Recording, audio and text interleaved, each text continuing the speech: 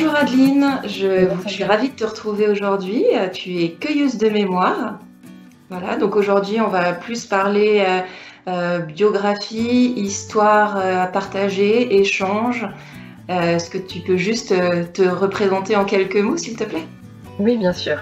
Merci déjà pour l'invitation. Donc, cueilleuse de mémoire, mémoire au pluriel, hein, souvent j'insiste là-dessus, puisque j'essaye de travailler et d'accompagner les différentes personnes sur la mémoire humaine, mais aussi mémoire des lieux, mémoire des objets, mémoire des gestes. Donc voilà, tout ce qui peut être accompagnement au recueil de récits de vie, de souvenirs, mais aussi interprétation du patrimoine et valorisation des savoir-faire. Waouh, c'est super large donc, et passionnant. Donc c'est vrai que aujourd'hui, on a décidé d'approfondir un sujet en particulier avec toi, plutôt lié aux objets, l'histoire des objets. Un petit peu comme la mémoire, pour moi, je dirais que l'histoire d'un objet, souvent, elle est multiple. Voilà, un objet peut avoir eu plusieurs vies, et puis je dirais à partir du moment où on s'intéresse à ses vies antérieures ou à sa vie antérieure, déjà on lui en donne une deuxième, voire une troisième, et ainsi de suite. Donc voilà, pour moi déjà c'est quelque chose qui est assez important et qu'il faut avoir en tête si on est intéressé par ça. Et puis quand on parle d'objets, ça peut être très très divers. Là, par rapport un petit peu à Rendez-vous sur notre branche, ça peut être un objet de famille, par exemple, un objet qui a été transmis ou un objet qui a été trouvé par hasard. Et un petit peu comme on peut le faire avec la généalogie, voilà, essayer de faire parler un petit peu ces objets ou cet objet pour en savoir plus sur son histoire et puis bien évidemment sur les personnes qui interviennent ou qui sont intervenues derrière, hein, tout simplement. Et puis ça peut être beaucoup plus vaste, hein. Ça peut être, on parlait de savoir-faire tout à l'heure, ça peut être un objet témoin d'une communauté au sein d'un village, au sein d'une profession, voilà, où on aimerait un petit peu partir de cet objet pour évoquer un savoir-faire, évoquer des lieux, évoquer des histoires, évoquer des hommes et des femmes qui sont derrière. Donc moi c'est ce qui me parle un petit peu souvent, c'est partir d'un objet et puis voir un petit peu tout ce qu'il y a autour, tout l'environnement très très très général. Oui, finalement, un objet, c'est un témoin quelque part d'une époque, d'un lieu aussi, parce que sur une zone géographique, on ne trouve pas forcément, enfin d'une région à une autre, par exemple, on trouve pas forcément les mêmes objets, ils ont une fonction, et puis effectivement, comme tu disais, on peut avoir reçu un objet. Il y a une démarche aussi de transmission qui peut être forte parfois, ou alors tout simplement de trouver à l'occasion de malheureusement, enfin voilà, d'un décès, enfin de trouver des objets qu'on a pu voir étant enfant ou et qu'on redécouvre à ce genre d'occasion. C'est vrai que ça peut être riche en émotions.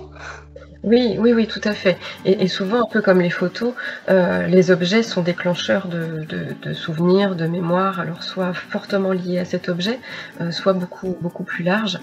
Tu parlais des régions, effectivement, des objets peuvent être spécifiques à une région par leur utilisation, par leur existence, hein, tout simplement, mais aussi par leur nom. Voilà, moi je suis en Bresse et c'est vrai qu'on a des objets, mais c'est partout pareil, qui ont des noms patois, qui sont juste intraduisibles, je dirais. Ouais. Voilà, parce qu'il y avait une utilité et vraiment très très spécifique. Et voilà, donc ça fait partie aussi de ces histoires-là et qu'on peut mettre en avant autour des vies des objets. En fait. Alors juste un petit clin d'œil pour nos amis de Brest, est-ce que tu peux nous donner 2-3 exemples d'objets avec un nom particulier bien de chez vous? Alors par exemple, moi je me souviens quand j'ai commencé à m'intéresser un petit peu à tout ça, le rochot. Le rochot, c'est le nom d'une pelle bien spécifique, avec une forme spécifique en Bresse. Alors quand je dis en Bresse, dans certains coins de Bresse, parce que toutes les communes ont aussi des patois différents. Donc voilà, donc le rochot c'était la pelle. Et puis on parlait de différentes vies des objets. Souvent lorsque la pelle était un petit peu usagée, émoussée, on coupait le manche. Et on s'en servait pour égrener le maïs, par exemple. Donc voilà, il y avait aussi des vies d'objets qui étaient faites pour ça, notamment en milieu rural. Hein. On jetait peu et on réutilisait beaucoup. J'ai le souvenir d'avoir eu un échange avec quelqu'un qui m'a un petit peu amené à m'intéresser à tout ça. Et il tenait dans les mains un seau. Tout simple, un seau en métal qui était complètement pourri, mais qui avait été refait absolument partout. C'est-à-dire que d'un côté on avait remis des soudures, de l'autre côté on avait mis un fil de fer et voilà. Et c'est vrai que parlais d'émotion, alors ça peut peut-être paraître bête, mais voilà, on se dit, cet usager, il a voulu garder son seau parce que peut-être qu'il lui allait bien, peut-être qu'il avait que celui-ci, peut-être que celui-ci servit à faire ça, à faire un usage bien spécifique. Et du coup, voilà, il a conservé sa vie pendant très très longtemps, alors que maintenant, on jette, on échange, c'est une autre façon de faire. Le rapport aux objets, effectivement, je pense qu'il a évolué, donc on est peut-être moins attaché aujourd'hui parce qu'on peut avoir plus d'objets en notre possession, donc ce qui fait, il y a peut-être moins ce côté rareté qui faisait qu'on conservait, qu'on réparait, qu'on transmettait. Donc c'est vrai que oui, notre rapport aux objets a évolué aussi pour cette raison, quoi. Oui, tout à fait. Et quand on regarde, c'est plutôt les autres collègues qui sont spécifiques là-dessus, mais quand on regarde les inventaires après décès notamment, même en n'allant pas très très loin, on peut être surpris du peu d'objets finalement qui pouvaient être présents dans les maisons, dans les fermes, mais c'était l'essentiel et puis ça servait à tout.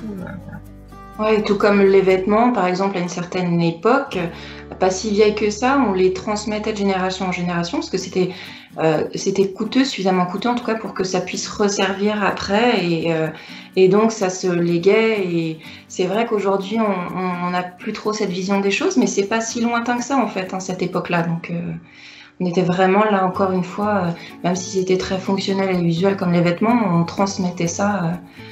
Voilà, c'était la tradition aussi, quoi. Tout à fait, et c'était le patrimoine. Ouais, tout à fait. Écoute, Adeline, je te remercie vraiment d'avoir échangé avec nous sur cette thématique des objets. On a vraiment pu prendre connaissance de cette richesse. Voilà, c'est vraiment une thématique importante et puis où il y a beaucoup de choses à dire. Donc, je pense qu'on refera un deuxième numéro, si tu veux bien, pour continuer à aborder ce sujet qui nous tient à cœur toutes les deux. Voilà. Avec plaisir, avec plaisir. Merci à toi. Merci. À bientôt. À bientôt.